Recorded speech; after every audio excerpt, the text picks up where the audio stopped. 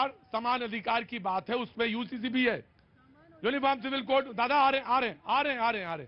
अगर तलाक का एक कानून हो सकता है तो फिर क्या दिक्कत क्या है? अगर महिला को भी अधिकार है, पुरुष को भी अधिकार है, तो उसमें कोई दिक्कत है? जी मुमताज भाई। All India Muslim personal law board जब ये मामला आया था यूनिफॉर्म सिविल कोड का, अरे मौलाना, लॉ कमीशन के पास पूरी टीम गई थी, मैं भी उसमें शामिल था। तो उन्होंने कहा था, अब ये आप क्या इसका पैमाना है, किस तरीके से आप यूनिफॉर्म सिविल कोड बनाएंगे?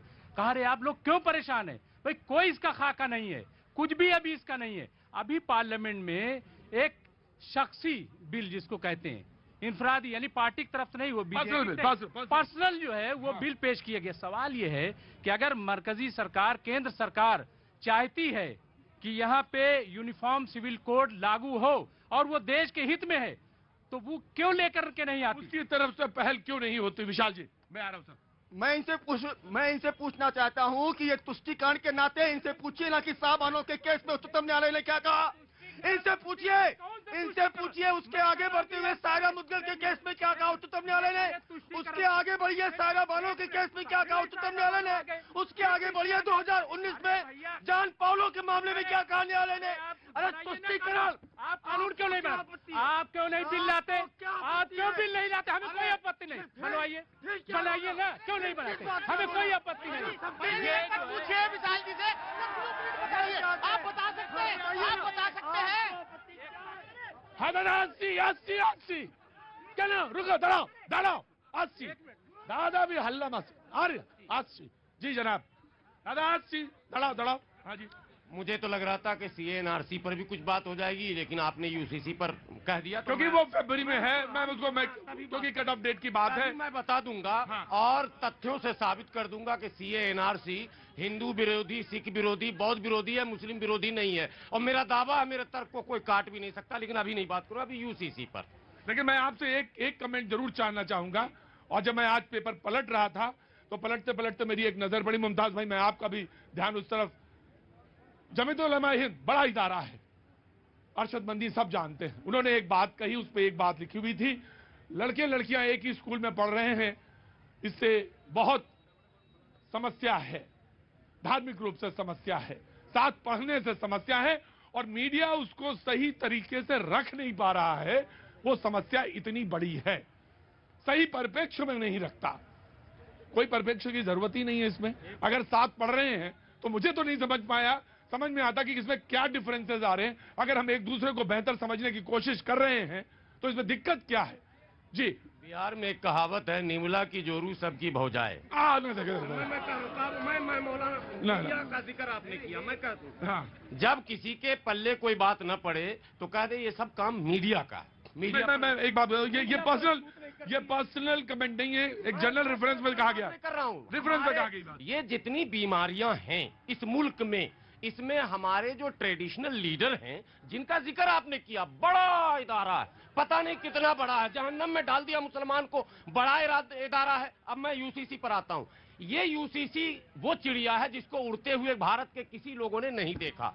कहां उड़ती है, किस डाल पर बैठती है, लेकिन बहस इसलिए हो रही है कि ये जो बड़ा इदारा है ना, यही विरोध में आ जाता है।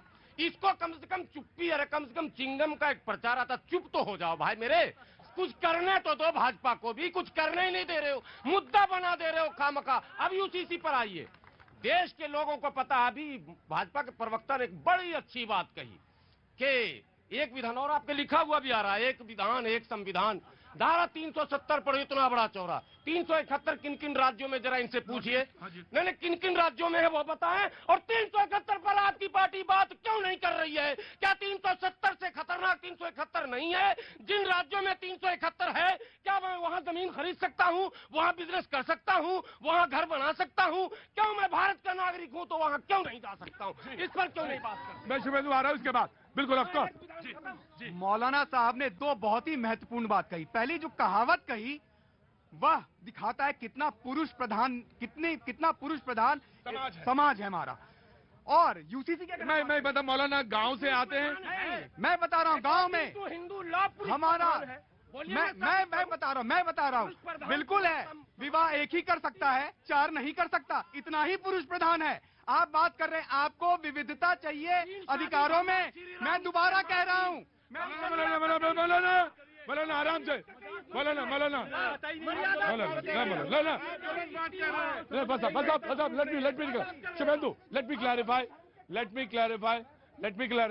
Let me clarify. Supreme court के वकील हैं, मैडम डिसिप्लिन यहाँ पे होता है।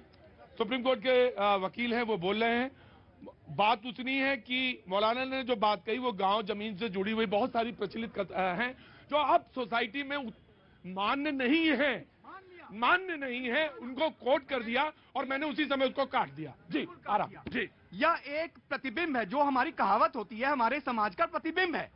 मैं ये कहना चाह रहा हूं कि जो यूसीसी प्रोग्रेसिव थॉट ये नहीं है। यूसीसी सबको समान अधिकार देने की बात कर रहा है। हमारा जो संविधान है अनुच्छेद 14 समानता की बात करता है। या क्रिमिनल लॉ हो, सिविल लॉ हो, पर्सनल लॉ हो, सारी चीजें। जहां तक सवाल है कि आज केंद्र सरकार क्यों नहीं कर रही है, तो मैं जवाब देता हूं इसका। बाबा साहब भीमराव अंबेडकर ने जब चर्चा की थी इस विषय पर, तब उन्होंने कहा था कि आज हमारा देश इसके लिए तैयार नहीं है। राज्य को अधिकार इसलिए दिया कि जो राज्य जब तैयार हो जाए वह यह कानून ला पाए। जैसे गोवा ने इसको लागू कर दिया, बिल्कुल लागू किया। तो आज अगर हमारे देश में ऐसे राज्य हैं जो समान अधिकार हमारी बहनों को और सारे समाज को दे सकते हैं, तो उन्हें देना चाहिए। जी जनाब। देखिए, यूसीसी जो है जब लागू होगा तो हमें आश्चर्य होता है कि जो इस तरफ उस तरफ जो कट्टरपंथी ताकतें हैं, चाहे हिंदू के हैं चाहे मुसलमानों के हैं, वो क्या बराबरी का हक महिलाओं को देने के लिए तैयार हैं? क्या बेटी को बेटा की तरह बाप की दौलत में हक देने के लिए तैयार है? इसके तो ऑलरेडी कानून है। कानून लागू नहीं हो रहा है। यूसीसी का सबसे जो पहली बात है कि आधी आबादी अगर पुरुषों के बराबर हक लेने लग जाए तो ये कट्टरपंथी ताकतें, चाहे मुसलमान की हो चाहे हिंदुओं की हो, ये सबसे पहले उसके विरोध में खड़ी बोल रहे हैं। देखिए, हमारे यहाँ बेटी और बेटियों को समान अधिकार दिया गया है, आप गलत बोल रहे हैं। और बेटी का उतना ही हक है संपत्ति में जितना कि बेटे का है। ये संवैधानिक जी। देखिए, कितने सालों से महिलाओं को भोग का वस्तु समझकर आपने उनको दबा के रखा हुआ है। ये देश बदल गया है, देश को बढ़ने दीजिए। और ये सब कानून महिलाओं को और पुरुष को बराबर लाकर देश को बढ़ाइए। इसके लिए हमको और आपको तैयार होना पड़ेगा। जो कानून आपके संस्कृति में खराब है, जो कानून हिंदू धर्म में खराब है, उनको खत्म करिए और देश को आगे बढ़ाइए, महिलाओं को आगे बढ़ाइए, तब देश बढ़ेगा। ये छोटी छोटी चीजों को भूल जाइए। कहां से चले आ रहे हो? मैं गाजियाबाद से। गाजियाबाद से कै बजे निकले थे घर से? सुबह निकला 9 बजे। 9 बजे वो लिखा था माथे में ना, वो हमने पढ़ा कि सुबह 9 बजे से निकले और मिल गया खाने को ये। क्या करें बताओ? चाय वाय पिलाएं, पानी वानी पिलाएं? वक्त है जो